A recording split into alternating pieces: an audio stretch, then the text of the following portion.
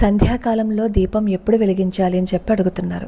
సూర్య అస్తమయానికి ముందు వెలిగించాలా లేదా సూర్య అస్తమయానికి తరువాత వెలిగించాలా అని. సరిగ్గా సంధ్యాదీపం ఎప్పుడు వెలిగించాలి అంటే సూర్యుడు అస్తమించే 24 నిమిషాలు ముందుగా దీపారాధన చెయ్యాలి.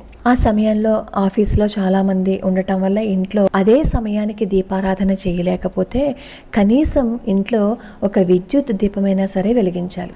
వచ్చిన తర్వాత దేవుడి గదిలో దీపారాధన చేస్తే సరిపోతుంది.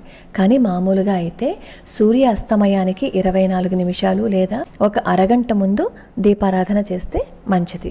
రాత్రంతా కూడా వెలగచ్చా అని చెప్పి అడుగుతున్నారు. అసలు సాయంత్రం నుంచి పొద్దున్న వరకు ఏ ఇంట్లో అయితే దీపం వెలుగుతుందో ఆ ఇంట్లో ఎన్నో కష్టాలు దూరం అయిపోతాయని చెప్పి మన పెద్దవాళ్ళు చెప్తూ ఉంటారు. కానీ ఆ దీపారాధన అలా వెలిగేటప్పుడు మాత్రం కొన్ని జాగ్రత్తలు తీసుకుని అప్పుడు పెట్టండి, లేదా కనీసం నిద్రపోయే సమయం వరకు వెలిగినా పర్వాలేదు.